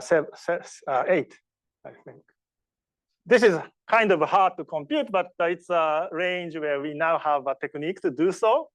So this is about the maximum. You can just use AHSS, but sometimes you need to use Adams, etc. So in their preprint, they said wrongly that this can be easily shown to vanish using a wrong argument. And I pointed to them that you cannot really easily conclude this, right? So unfortunately, they convinced me to do this computation for them. So it took me about a week to actually show that this is zero using AHSS for the class of G's. So now the paper is in preparation, and yeah, so it's like the main part was written by them of 20 pages, and my mathematical computation is about 5 pages or something. I haven't read at all about any parts of it. So that paper will appear as written by 3 persons with a mathematical appendix by me, right? So this shows that we are in a stage where we can use these techniques to answer various specific questions in HepTH and also in CondoMath using algebraic topology techniques. But as these examples show, the best way to do this computation is to ask your friend. So if you ever come to the point where you need an actual specific group, please ask me. I might be able to compute that for you, or I can introduce some grad student I know to do that for you. So so we are in such a stage. I sometimes try to use ChatGPT or Claude for this computation. It's not yet reliable enough. For example, when I finished doing this computation, of course I tried ChatGPT if we to see how good it is, how good it became. Yeah. It kind of knows how to do this AHSS, but it made too many problems, and too many mistakes, and I don't yet know how to make it correct what was wrong in the original computation. As you know, if you point to it that they made a wrong computation, they often say, yes, you are perfectly right, and the correct thing is such and such, right? But they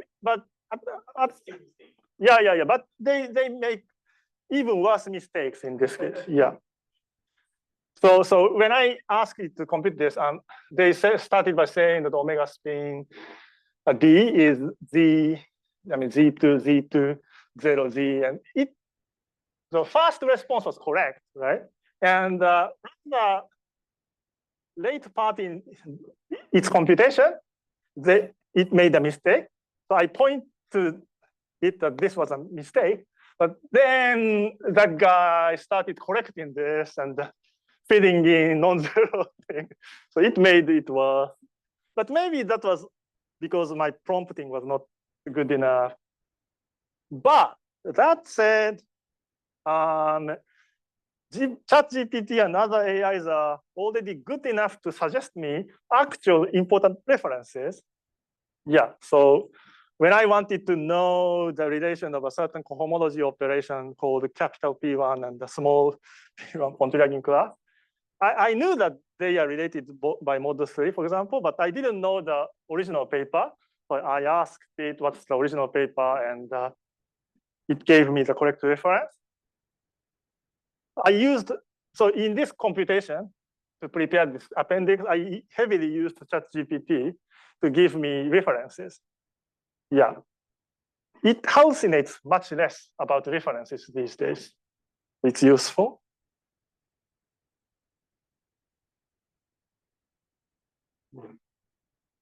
Any other questions? That's right. Yeah. That's a very interesting. Yes.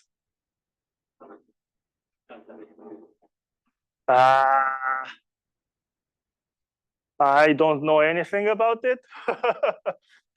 Even You mean the algebraic protocol technique is not applicable to point code? it is, I mean, in two. You know that a protocol is highly related to the concept of many concept of. Yeah. Is how they read all that out of it. That's right. Yeah, that's a very good question. At least in 2+1 dimensions, I mean, everybody agrees that the correct mathematical framework for possibly non-invertible, I mean, general topological phases is just modular tensor categories. That's well established, and we can trust it. And mathematicians started to classify modular tensor categories by the ordering them by the number of anyon types. So I don't remember how far they got. In the case of free theory oriented, somehow related. Right. Yeah. Boldism group, yes. Yeah, Boldism group. This kind of story, invertible phases, they went to the something there. Yeah.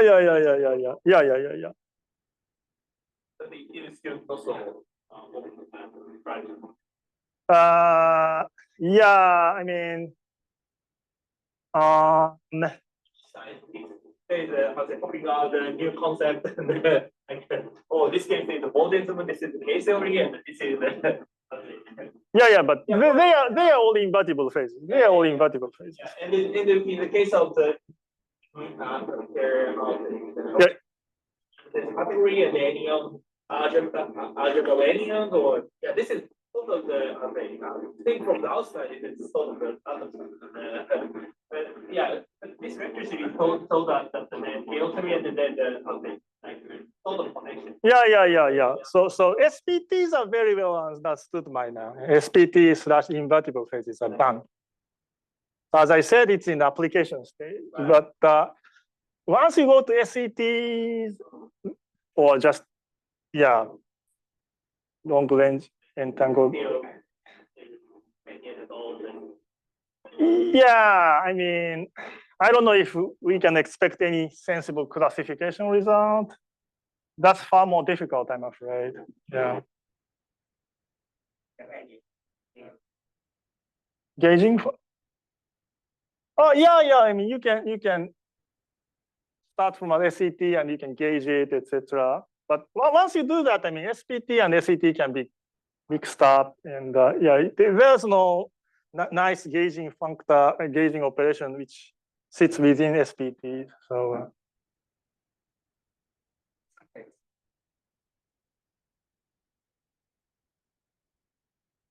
Yeah, but I'm not sure if that's a general phenomenon. Yeah, well-known. I mean, there are many well-known SETs which are obtained by gauging SPTs.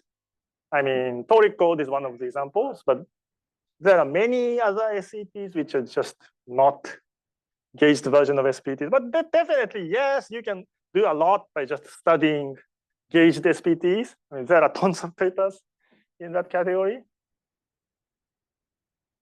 Yeah.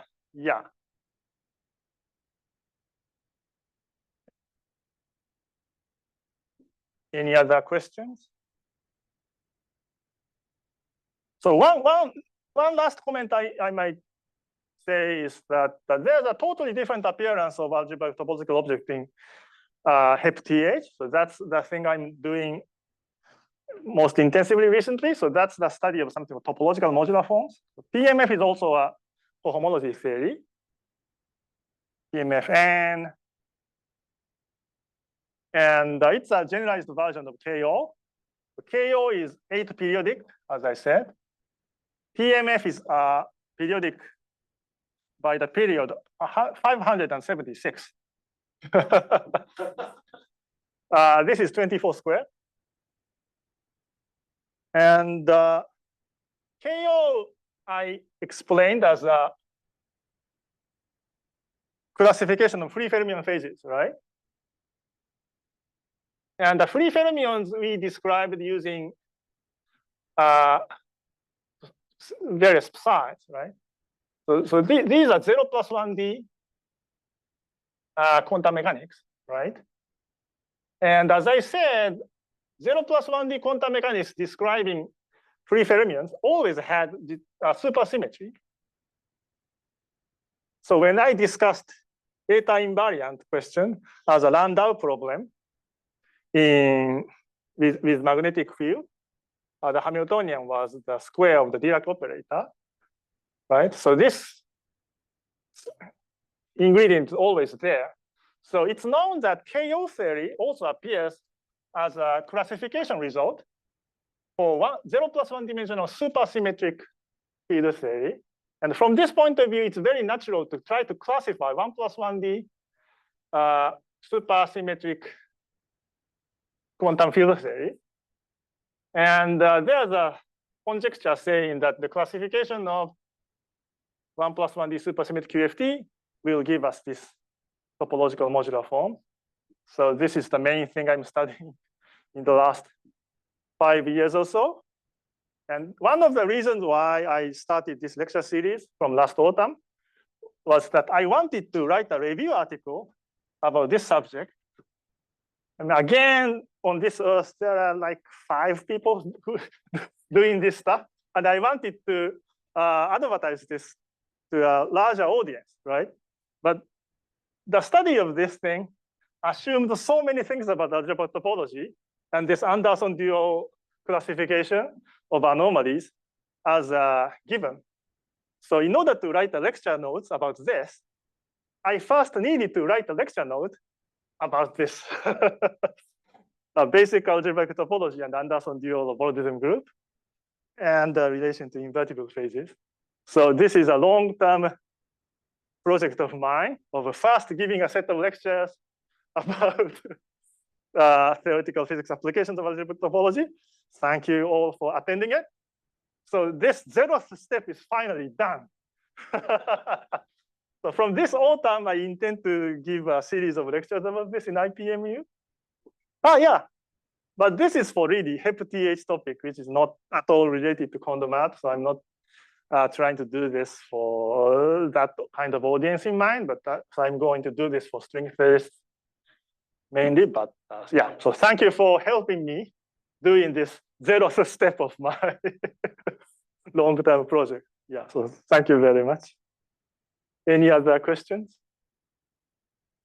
Japanese or English? よろしいですか？